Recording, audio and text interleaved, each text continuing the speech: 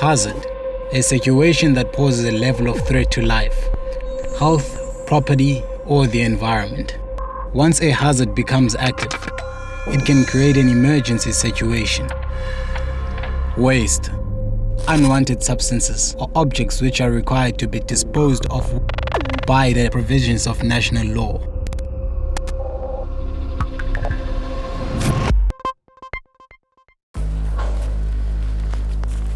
Hazardous waste is waste that is harmful to human beings, animal, plants, and the environment. So it's toxic that is not good for human well-being.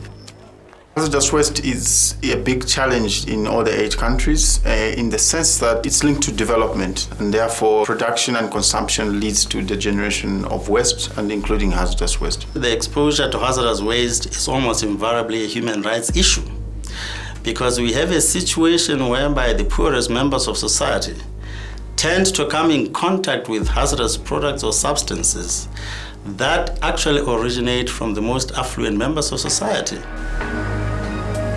The issue of awareness. In this part of the world, people are not as aware that some of the things that they commonly come across are actually hazardous in nature. They have no idea how many people are actually impacted. It is very clear to us that it is not possible for the kind of problems or challenges that we are dealing with to deal with them in silo form. We need to work together in order to be able to deal with them, because environmental problems know no political boundaries.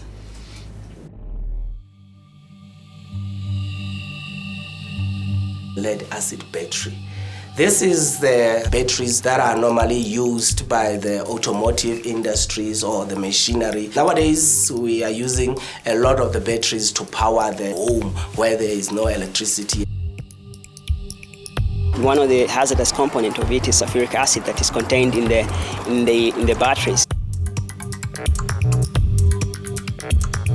The draining of acid is a problem because people do it on the ground. If it is drained into the water, it makes our waters acid. That means the waters will actually burn us. In some cases, they actually drain the acid into the waterways for purposes of just extracting the lead inside the battery.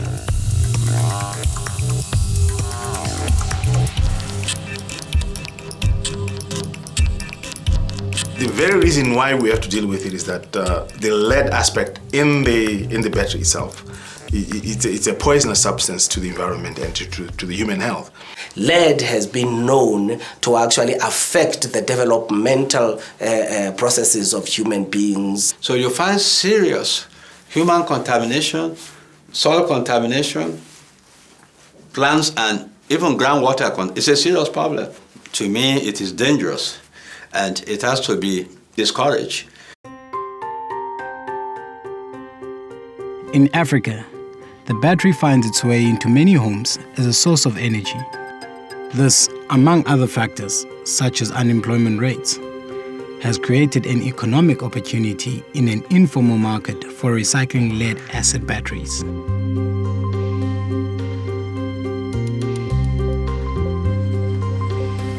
This is Gravita Zambia, where we do recycling of batteries. We get the batteries from various suppliers. There are individuals who bring, there's companies who collect, the scrap dealers. We usually collect from all over the place wherever we find used batteries.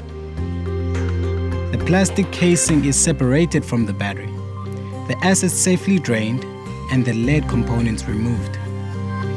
The pulp from the battery is taken into the furnaces where we smelt it. The lead oxide is reduced to lead again. The lead obviously remains as lead.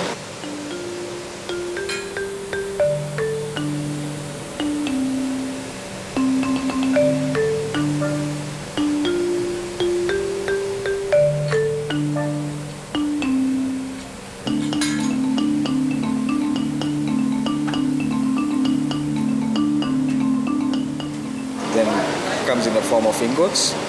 Those ingots we export it to South Africa for recycling into batteries again.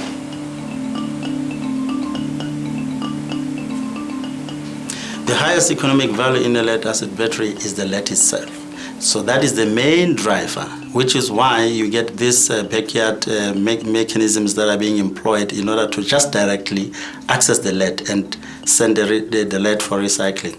But the actual environmentally sound thing to do is to try and bring the entire battery. In every major city, there are pockets of, I would say, private lead recyclers.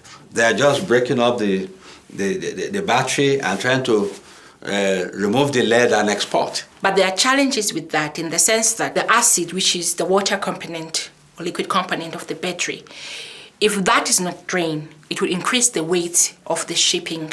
So you find that in some cases, they may break open the battery so as to get rid of, dispose of the acid so that it's lighter.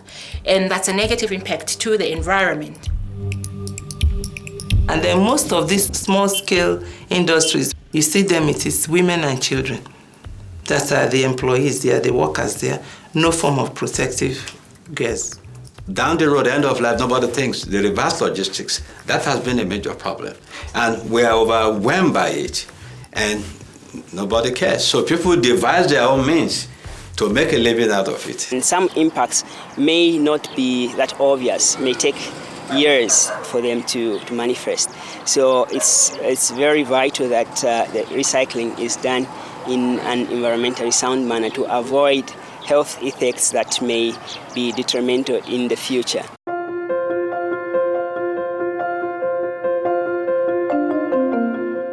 In some countries on the African continent, there are already systems in place where when you bring your battery, in order to purchase a new battery, you bring your old battery, you get a little bit of a discount. This is now driven by the fact that the processing of lead, when you are getting it from the batteries, is much cheaper than when you are getting the virgin one, the new one. So that has led to the processes of buying back.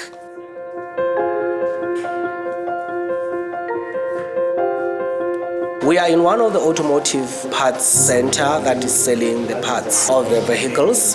The good practice here is that they exchange old batteries for new ones.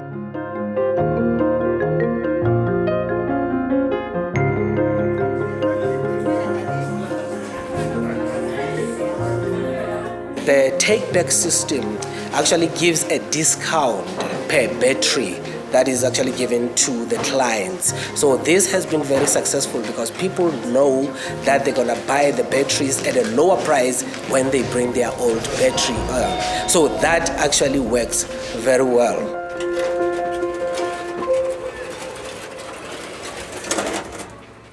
Because the whole battery is taken back, it means the whole battery can no longer be found in the environment. The whole battery can now be collected and be managed in an environmentally safe manner. And this has a value because now it can actually be used to reclaim the lead, to actually produce another new battery without any environmentally adverse situations out there.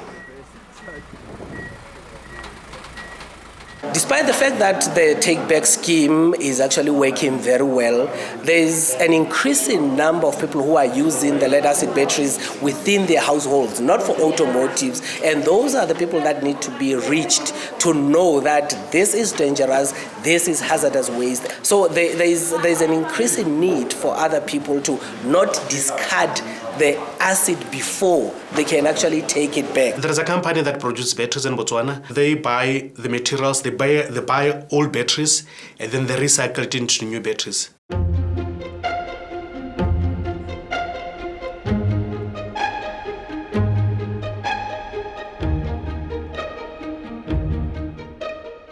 This is Chloride Exide Botswana. So at Chloride, we are actually a battery manufacturing company. We sell and manufacture batteries. There's only one manufacturing company in Botswana, which is us, Chloride Exide Botswana. We manufacture close to 280,000 batteries. Batteries are very valuable, sir. Whether they're being made and they're being used. We do collect used batteries. We collect up to about 100. 145,000 batteries which are used that we collect from customers that bring them straight to us or to our nearest dealers. We incentivize batteries by we offer our customers a cash guarantee back. You bring a battery to us and we give you a certain amount for that battery depending on the size of the battery. In addition to its own take-back scheme, Chloride Excide's sister company, Taurus Batteries, shares this positive example of extended producer responsibility. The customer, Taurus, they normally give them the cash. Let's say when it comes with an old battery, we normally give them cash for that. That's what I'm saying. Where it starts from, I'll say our scrap, we buy the scrap starting from 16 puller up to 108 puller. For a bigger battery, it's about 108 puller. It's cheaper to buy a new battery with an old battery. That's what we normally advise our customer. When they come to buy a battery, they must always come with a scrap battery. Taurus, they don't buy only the Taurus batteries. We also buy the other brand because we need the lead. Normally, Taurus battery Botswana, what they do, they collect the batteries from the customer, then they send them to Chloride Botswana. Chloride Botswana, that's the one they take it to South Africa for recycling. It's very important to our government. We are creating employment as well. That's the most important thing of it. We are creating employment. Botswana regulates all types of waste. And we are also, as a country, promoting business out of waste.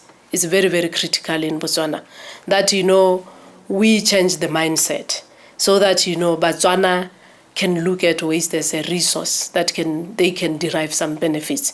We want to empower Botswana on the waste business. And one of the things that, we promote is recycling of car batteries. We have small companies that are doing that. And I think, this is an entity that is doing well, but we want to promote more of the resources that are generated from waste so that, the reuse, recycling, and minimization of waste, becomes a real thing in Botswana. It's very important that we have protective gear when you're dealing with batteries. We make sure that our employees have masks that they have to put on so that when they breathe the air, they cannot get infected within their lungs. We make sure that our employees have gloves that they use so that when they touch the batteries, they don't get any infections or so forth. And we give them glasses and overalls also to make sure that they don't come in contact with the acid whatsoever, because it's very important. The skin is a very sensitive thing, and imagine just touching acid and on there, it does do a lot of damage to you. So we make sure that we do provide them with overalls, masks, whatever necessary equipment that we need, we make sure we do provide them with that. I see it very important for us not to pollute because we want to live on this earth for a very long time. So by collecting all these wasted batteries and everything, it shows that we're trying to show the population, we're trying to show the community that this battery is very hazardous and we really need to get rid of it. And the only proper way to get rid of it is to bring it to us so that we can dispose of it. The Let Us Take Back system is a very good example of a manufacturer or supplier responsibility program, because at the end of the day this goes back to the makers, the manufacturers of the batteries, and to them there's a value of getting a lead that is not directly mined but the lead that is already within the system. So it is a win-win situation for both the clients and the manufacturers, and it works very well. Chloride Exide and Taurus batteries are excellent examples of extended producer responsibility. They are proof that manufacturers and the community can work together to manage hazardous waste, create jobs and protect the environment. OK Plastics in Tanzania takes recycling lead-acid batteries a little further. We have started recycling lead-acid batteries in 2008. After we saw a lot of plastics, polypropylene material is available.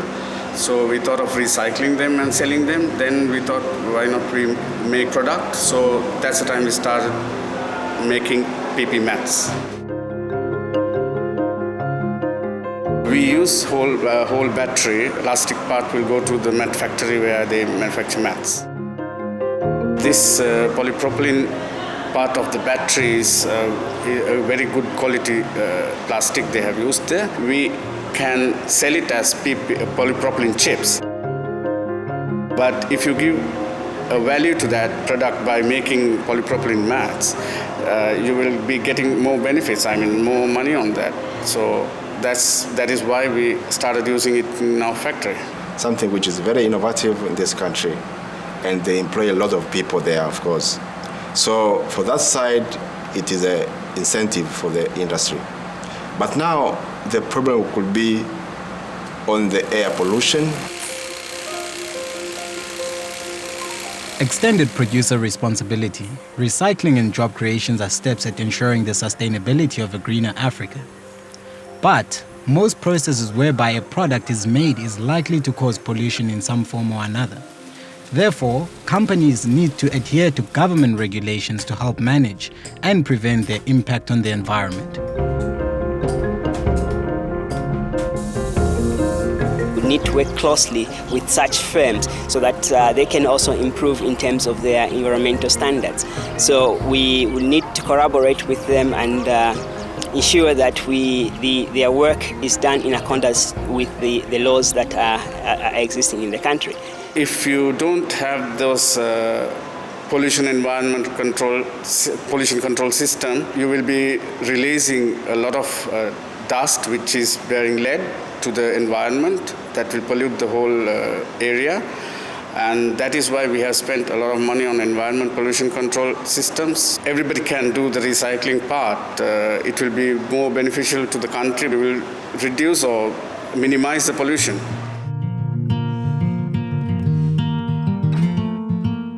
The lead-acid battery management is a relatively successful one, and of course, all other waste streams can actually learn from that. The important way is you need reorientation from government to really accept issue of sustainable development and practicalize it in all sectors of human endeavor. Adopt green economy, practicalize it, then interface with industry. Let them use cleaner technologies. Let's forget the old methodologies which worsen poverty, cause death and diseases, and lower the standard of living. Let's go a new way. So government has to also make regulations and enforce them, and also give incentives to industry, encourage them to go the right way. Prevention is better than cure. If you prevent pollution now from happening, it is cheaper to do that. But it is very, very expensive and very, very complicated, to clean up after pollution has resulted. I think it is very, very important that we collaborate regionally, we collaborate internationally, working together as a team. And therefore putting resources together as the 8 countries in the management of hazardous waste, we see different expertise being joined together and also a solution being found. Historically, Africans have been working together in communities to tackle common problems. And I think we can tap on that particular spirit that we have always had as a community, as a society, in order to tackle these environmental problems that we are experiencing now.